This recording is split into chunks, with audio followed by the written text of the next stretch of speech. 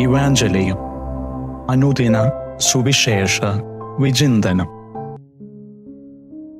ഈശോമിശിഹായ്ക്ക് സ്തുതിയായിരിക്കട്ടെ.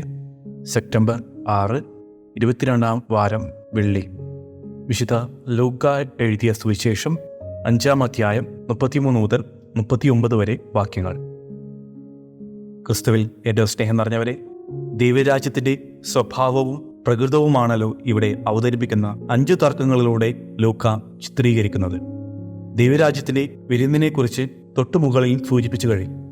യുഗാന്ത വിരുന്നിനിരിക്കുന്ന മണവാളൻ യേശുവാണെന്നും അവൻ പുതിയ വീഞ്ഞ് പ്രദാനം ചെയ്യുന്നുവെന്നും ഇവിടെ വരച്ചുവെക്കുകയാണ് ലൂക്കാ സുവിശേഷകൻ.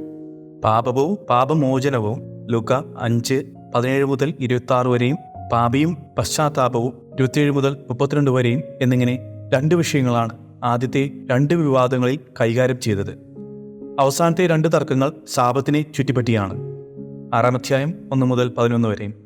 ഒത്ത നടുക്ക് ലൂക്ക അവതരിപ്പിക്കുന്ന കഥ ഉപവാസത്തെക്കുറിച്ചാണ്.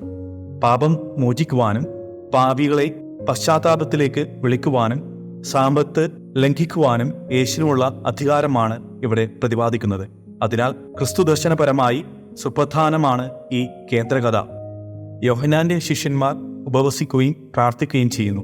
പ്രത്യേക സമയത്തിലുള്ള ഔദ്യോഗിക പ്രാർത്ഥനയായിരിക്കാം ഇവിടെ ഉദ്ദേശിക്കുന്നത്. 1 തിമോത്തി 2:1.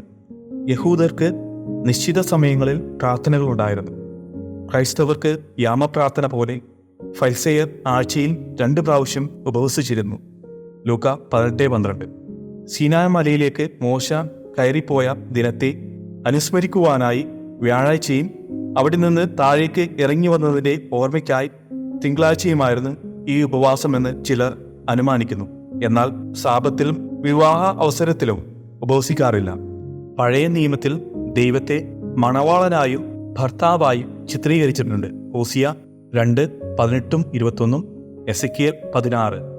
നിന്റെ സൃഷ്ടാവാണ് നിന്റെ ഭർത്താവ് എന്ന് പ്രവാചകൻ പറഞ്ഞിട്ടുണ്ട്.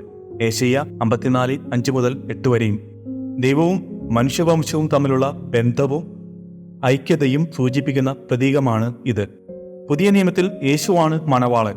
യോഹന്നാൻ 3:29, മത്തായി 25:6. മണവാളനും മണവാട്ടിയും തമ്മിലുള്ള ബന്ധം, ആനന്ദം, പുതിയ ജീവിതം, ആഴമേറിയ സ്നേഹവും കരുതലും വിശ്വസ്തത എന്നിവയൊക്കെ പ്രതിഫലിപ്പിക്കുന്നു. ദൈവം തന്റെ ജനവുമായി ഇങ്ങനെയൊരു ബന്ധത്തിലാണ്. അതിൻ്റെ പ്രത്യക്ഷമായ തെളിവാണ് ദൈവം യേശുവിൽ ഭൂമിയിൽ ആയിരിക്കുന്നത്. ക്രിസ്തുവെന്ന മണവാളനോടൊപ്പം ആയിരിക്കുക സന്തോഷത്തിലും ആനന്ദത്തിലും നിർവൃതി കൊള്ളുന്ന അവസ്ഥയാണ്. ദുഃഖിതനായ ക്രിസ്ത്യാനി വൈരുദ്ധ്യമാണ്. ക്രിസ്തുവിനോടൊപ്പം ജീവിക്കുന്നവന് ഉത്കണ്ഠകളോ ദുഃഖങ്ങളോ ഇല്ല. ക്രിസ്തുവിനെ നമുക്ക് നഷ്ടപ്പെടുന്നതാണ് ദുഃഖം. അപ്പോഴാണ് നാം ഉപവസിക്കേണ്ടത്. ക്രിസ്തീയ സന്തോഷം കുരിശുമായി അഭേദ്യം ബന്ധപ്പെട്ടിരിക്കുന്നു. രണ്ടും ഒരു നാണയത്തിലെ 2 വശങ്ങൾ മാത്രം. ധൈര്യപൂർവ്വം രണ്ടും പുൽകുന്നവനാണ് യഥാർത്ഥ ക്രിസ്തു ശിഷ്യൻ. സ്വർഗീയാനന്ദം മാത്രമാണ് നിത്യം. മാനുഷിക ബന്ധങ്ങൾ ഒരു ദിവസം അവസാനിക്കും. സ്നാപകന്റെ ശിഷ്യർക്ക് സ്നാപകനാനെ നഷ്ടപ്പെട്ടതുപോലെ തന്നെ. എപ്പിത്തേത്തൂസ് പറയുന്നു, നിങ്ങൾ കുഞ്ഞിനെ ചുംബിക്കുമ്പോൾ ഉള്ളിൽ പറയണം, നീയും ഒരു ദിവസം മരിക്കും. മാനുഷിക ജീവന്റെ ഭാഗമാണ് ഈ വേർപാടും അതിൻ്റെ വ്യസനവും.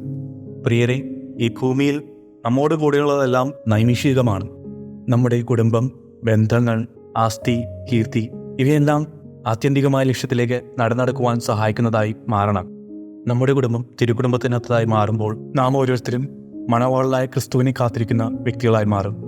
നമ്മുടെ സമ്പത്തിലും കീർത്തിയിലും നമ്മൾ അഹങ്കരിക്കാതെ അത് മറ്റുള്ളവരെ സഹായിക്കുന്നതിന് ഉപയോഗിക്കുമ്പോൾ, നമ്മളിലൂടെ മറ്റുള്ളവർക്ക് ആശ്വാസം ലഭിക്കുമ്പോൾ അത് നമ്മെ സ്വർഗരാജ്യത്തിൻ്റെ അവകാശമാക്കി മാറ്റും.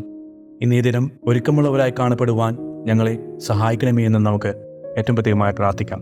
ദൈവം നമ്മേവരെയും അനുഗ്രഹിക്കട്ടെ. ആമേൻ.